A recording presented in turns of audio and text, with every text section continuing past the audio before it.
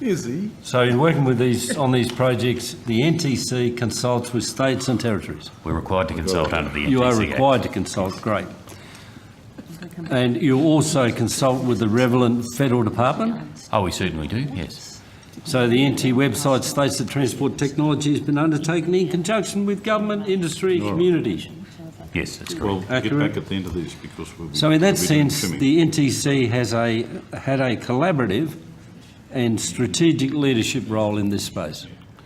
Certainly in regard to writing laws, so our Act allows us to propose changes to national laws, and there are two national laws we work with, which is the Heavy Vehicle National Law and the Rail Safety Law, and a range of other model laws, and the main one is the Australian road rules, which are adapted by states and territories into their own traffic acts or road So codes. given the clarity of the NTC's function, the collaborative nature of its function, the strategic view and the incredibly effective work it's done over the last decade or 2 decades, why do you think there's been a need to establish the Office of Future Transport Technologies?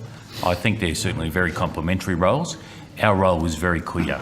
As you indicated before, we work with states and territories to develop nationally consistent law. And to get national reform, certainly in the land transport space, it means having nationally consistent laws at a state and territory level. The Commonwealth doesn't have that role. The Commonwealth, and I understand one of the key roles of the Office of Future Technologies, will be in things like cyber security. It will be in dealing with other Commonwealth agencies such as I'm not sure what it's called now, but the Spectrum Management Authority, given spectrum is obviously going to be important in connected and automated vehicles. Well, if I go back to 2003 and 2004, the CEO in those days, Stuart, his second name escapes me, used to describe his role dealing with the states and territories like putting cats in a bag. Are you saying that there is something fundamentally different now? No. What has come along that's different from your collaborative strategic work that you need an Office of Future Transport Technologies? I think it's a different and complementary role, and I might pass to Senator... We're going to get to Mr Kennedy. Sure. I know he's also Director of the National Transport Commission, but yeah. What is fundamentally different here from your role and this Office of Future Transport Technologies role? As I said, Senator, our key role is to propose changes to laws, and those laws are adopted by state and territory governments. The Commonwealth doesn't have that role, so we have a distinctly different role in that regard. But in terms of the detail, and I'm not evading the question of what that office does, it's probably a matter for Stephen Kennedy later on in questioning. Okay, so what do you think the need or the work of the Office of Future Transport Technologies would undertake? So certainly one of the separate role? It's what I say is complementary. So one of the key things that body does, it works certainly with international forums such as the United Nations and Working Party 29 on the harmonisation of regulation of vehicles. So that is certainly a key input into the work we're doing in relation to the regulation of automated vehicles. As a statutory authority, we don't have the standing overseas in terms of representing the Australian government's position at those forums, whereas the Commonwealth I'm just trying to get Mr Allan very clearly whether there's duplication or whether there are two separate entities doing two separate pieces of work.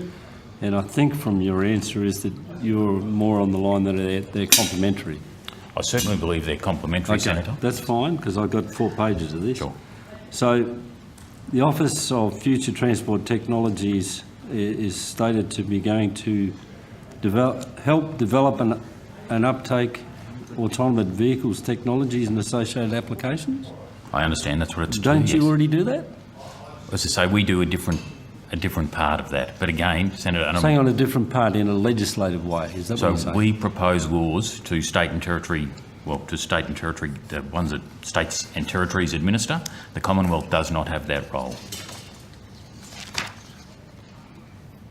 So you would propose laws which would facilitate the development and uptake of autonomous or automated vehicle technologies? So one of the things we are working on is what we call an end-to-end regulatory system for automated vehicles. So that includes working for the Commonwealth at first supply, for example, and the Commonwealth manages that. And certainly there's a bill before the Senate, I think it's before the Senate, called the Road Vehicle Standards Bill. So the Commonwealth has exclusive responsibility for that domain.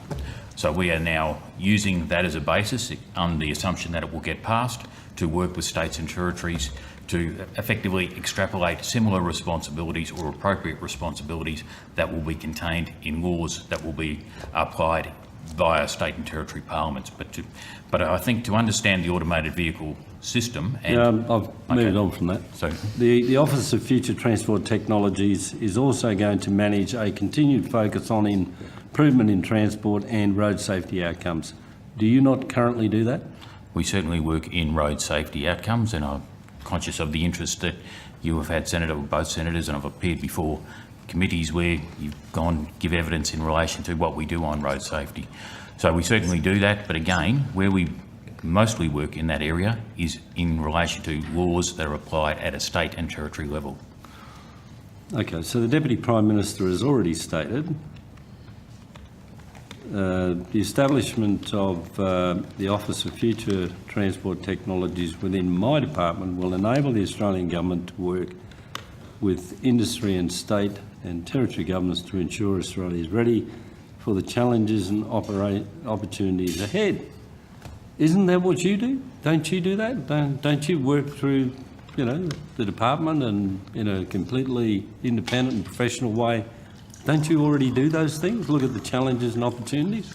We certainly do work with the Commonwealth Department and we work with state and territory departments. But as indicated before, given our role is to help develop nationally consistent laws applied at a state and territory level, and the Commonwealth doesn't have that role, I think we are seen differently by states and territories to facilitate those legislative outcomes. Were you consulted about the creation of this new office? We were certainly made aware along the way of its development, yes. How early in the piece were you made aware? Were you made aware at the announcement stage or prior to? Certainly prior to the announcement, but made in confidence, realising we're a Commonwealth.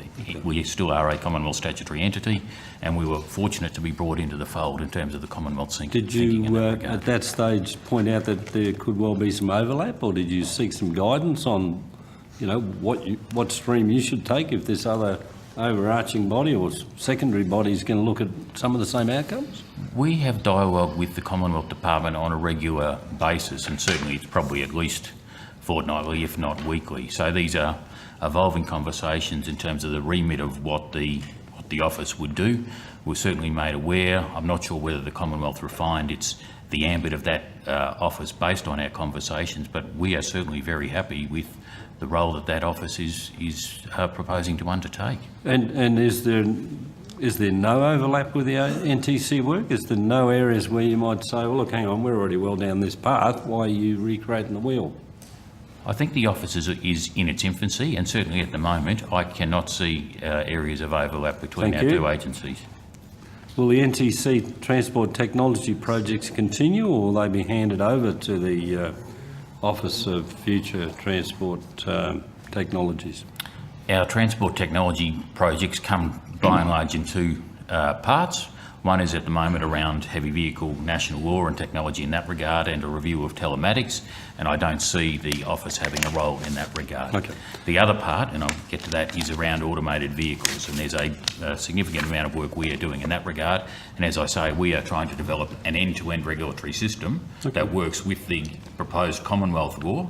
So we're working certainly with the Commonwealth in that regard. So are your transport technology projects on schedule and will be delivered on time? Look, there has been a slight delay in a couple of them, and the one that's probably been delayed the most is one, again, where we are working with states and territories in relation to motor accident insurance law and how that will be affected with the adoption of automated vehicles. Very complex. We'll have to see how we go with the legislation on that.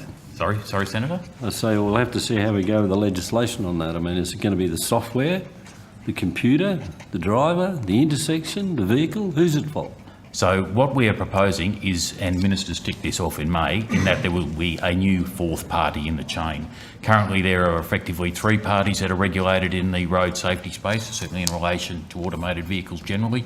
That is the manufacturer, OEMs, that is the owner of the vehicle, and there are obligations placed on owners to maintain the vehicle in a safe way.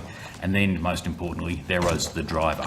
Now, ministers in May ticked off a proposal to adopt a new entity called the ADSE, which is the acronym or abbreviation, the Automated Driving System Entity. And this is in part why it's a complex area, and part explains how we need to interact with both Commonwealth, international agencies and state and territory levels. Okay. That ADSE takes part of the responsibility from the manufacturer, from the owner and from the driver.